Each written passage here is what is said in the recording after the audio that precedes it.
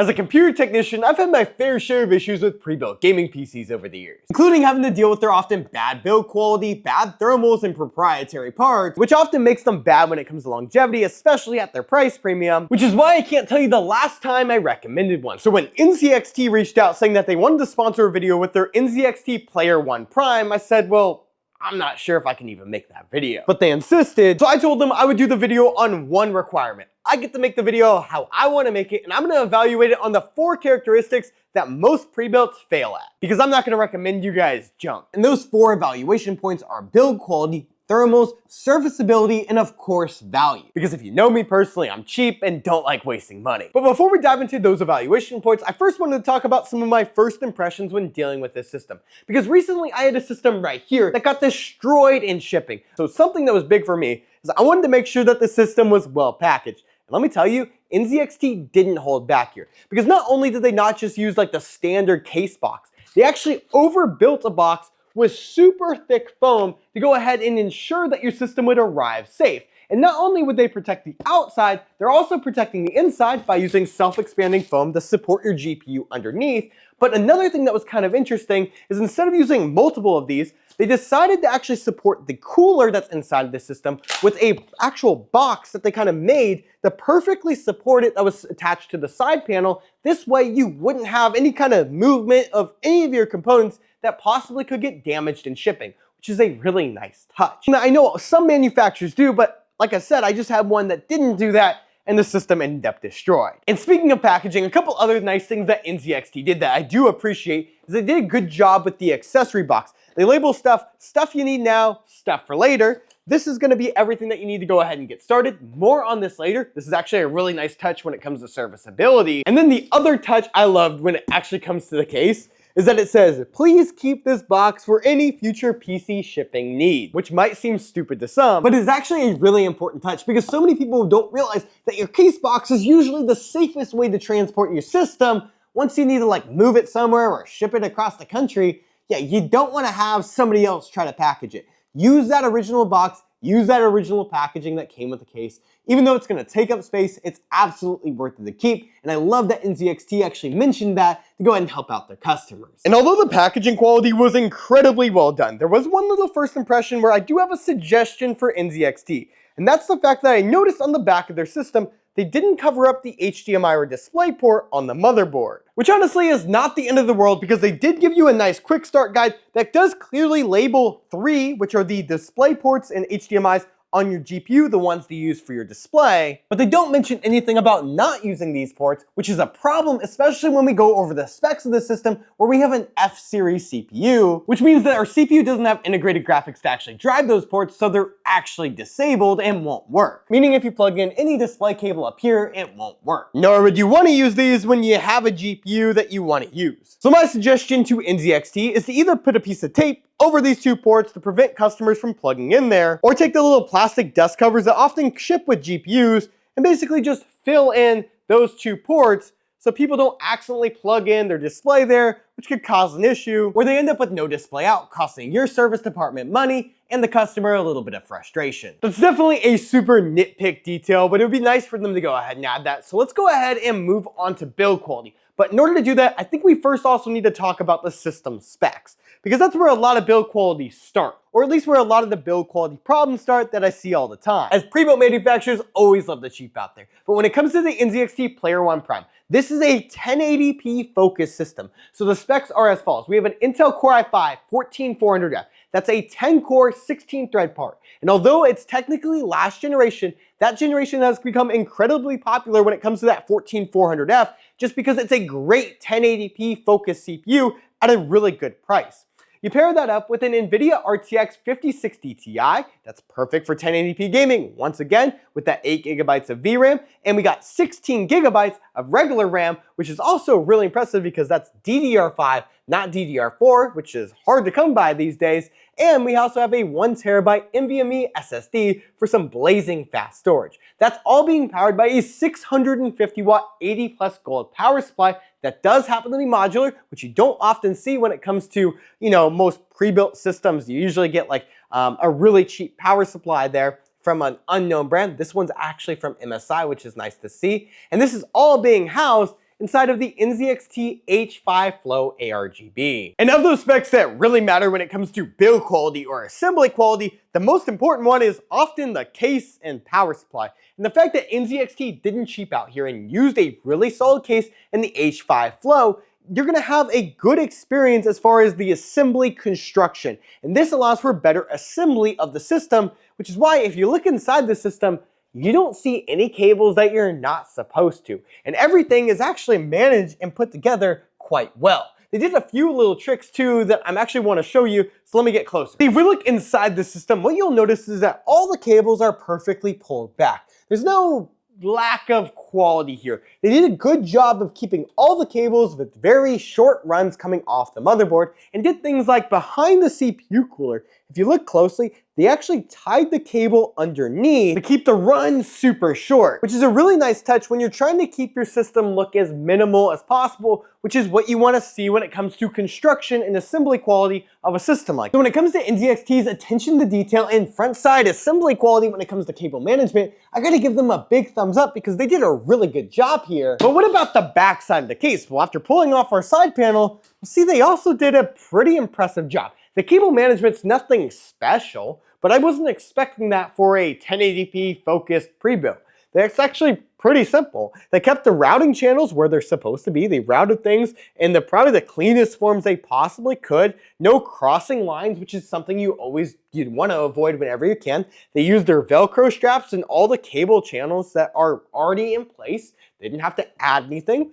That's really nice. And there's no extra modular cables in here that aren't supposed to be here. They're just gonna take up space. They tied everything back well, and honestly, yeah, NZXT did a good job here. It's nothing special, but when it comes to cable management and ease of access cable management, which is what I'm a big fan of, yeah, did a great job. And the fact that it feels like NZXT didn't cheap out on time or quality when it comes to the construction and build quality of the system is a big deal to me, and that's awesome to see. You know, they also did some other things that are just kind of nice that some manufacturers won't do. And I think this kind of goes into our next side of things when it comes to thermals, in which I want to go ahead and move over there. Part of that construction quality and build quality when it comes to the specs that I didn't mention is the fact that they didn't use the stock air cooler that typically comes with these Intel CPUs. They could have totally done that. These are cheap and often will just come in the box. That's a cheap way to save money, like really easy. But instead, they actually use their own CPU air cooler. This is a single tower cooler with a single 120mm fan. It does happen to have RGB, which is kind of a nice touch, but they didn't have to do that. And I think it's gonna be something that we'll see in just a second, that with the 14400F is gonna be a good touch. And we're getting to the thermals in just a second. But when it comes to build quality, one other thing I just thought about when I was going through the system was that I noticed that there's really no bloat on the system. They did a great job not loading a bunch of extra garbage. The only thing that really came preloaded on the system were the drivers, which you would expect, the NVIDIA apps installed. And then the only other thing that you'll see that's actually installed on here is NZXT Cam, which is their software, which out of the other manufacturers that have their own software, it's probably one of the more refined ones out there. So it's not a big deal. You could remove it if you want, but that handles like your thermals. You can do your fan control. You can do your RGB control in there. So pretty cool to see that that's the only thing that they loaded on the machine. So with that said, let's check those thermals. And speaking of NZXT Cam, we can actually use that to go ahead and just get a baseline temperature of the system operating at idle. We're sitting at 31 degrees Celsius on our CPU, 33 on our GPU. And when it comes to thermal testing, the way I like to do it is focusing on a worst case scenario. That's by loading a synthetic test to go ahead and load the CPU and GPU with the maximum load. Far worse than you'll ever experience in gaming, just to see like the extremes of what the system can actually cool. To do that, we're gonna run a tool called OCCT, which if we run for about 5 minutes, will keep our CPU and GPU under a full load, somewhere between 80 to like 100% at any given point, where we'll see that our Intel Core i5-14400F is sitting around 60 to 61 degrees Celsius, and our NVIDIA RTX 5060 Ti is sitting around 72 degrees, both of which are perfectly fine operating temperatures, especially in a worst case scenario, which you'll never see. In gaming, a lot of the times your CPU is like 40 to 60% and your GPU is around 70 to 80. So you'll never see a system that extreme. So definitely seeing that the system wasn't overheating or thermal throttling at that point is great to see. And when it comes to that, the reason why I believe this is actually able to do that is one, we have a great case here. See, having the H5 flow is a great thing to have because all the ventilation that you have up front, you have a ton of it along the sides as well as the bottom, which is going to give fresh air to that GPU. You also have full ventilation up top without any kind of obstruction. And then, like I said before, the really nice touch that NZXT did here was that they didn't use the cheap Intel stock cooler, but they actually upgraded it to something a little nice. It's always nice to move that hot air off that heat sink and out of your system. And the cooling has also helped here when it comes to this case by the fact that they actually chose to add fans up front. You'll see a lot of cases from pre-builts where they'll maybe have one fan installed, but this one, thanks to having the 320mm fans up front as intake, that's part of their like uniform fan setup where it's actually one fan frame that holds all three together to simplify cable management. It's nice to have because you're bringing in a ton of air, not just from the open ventilation that would kind of result in negative pressure. You have a good positive airflow throughout the entire system to keep the entire thing cool. So when it comes to thermals, yeah, this system definitely passes. Now let's talk serviceability, which is probably my favorite area to talk about as a computer technician. And I got quite a bit to say here, because NZXT did a great job here, starting off with the fact that we have no proprietary component, as everything you see here is standard off-the-shelf hardware that anyone can buy or replace themselves, which is a nice touch. And although all that sounds like something that should be standard, and it should, when it comes to pre-built gaming PCs, it's absolutely not, as there are multiple manufacturers out there right now that like to use proprietary motherboards or cases that just can't be serviced, or if they can, they're an absolute pain. So when NZXT used all off-the-shelf components, this makes it really easy for you to go ahead and not only service, but upgrade your system down the road. And when it comes to the upgradability of your system, what's really cool is because this is a really high quality case in the H5 flow, you have tons of ventilation. You also have great support if you want to upgrade things like your cooling, adding a 360mm AIO up top. Or you also have options to go ahead and upgrade to a larger GPU because you're not restricted by the space limitation or size limitation there. You also have the full support of a full-size ATX motherboard, so you're going to have whatever options for the next, I don't know, foreseeable future, as long as we're using ATX, which we've been using for I don't know how long, you're going to have a lot of options to go ahead and keep the system current and upgraded as you go ahead and buy it now and upgrade it down the road, which is so nice to see. And when it comes to serviceability, NZXT also did two other things that I have to mention. One of them, I'm not 100% sure if it'll get carried over for everybody, but the particular motherboards that they're choosing, or at least the one they chose for my system here, is a Gigabyte B760 board. And what I appreciate about the board that they picked, and I hope that every single motherboard they include in these systems, is that, well, my motherboard has power on self-test LEDs, or diagnostic LEDs in the bottom right of the motherboard, which can be helpful when you don't have a system that won't post, when your system will usually turn on with no display. This can be super helpful for diagnosing little issues, figuring out if maybe you have a loose RAM module, or just little small bugs.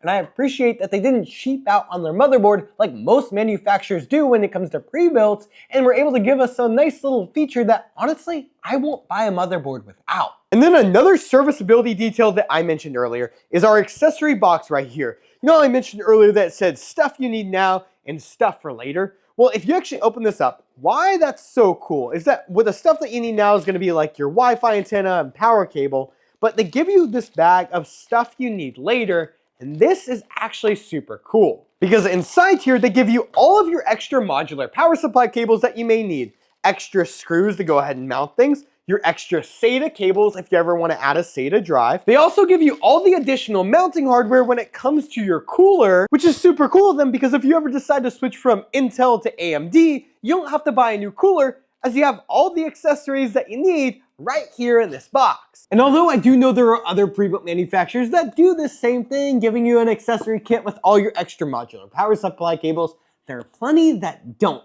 And honestly, every single one should be following suit like NZXT, giving you that little accessory kit, just in case you ever need to add something to your modular power supply, because it's better off not to go ahead and just throw all those cables in the basement. That would make the system way more cluttered. And if you just tell the customer to hold on to them, they can upgrade their system when they want to.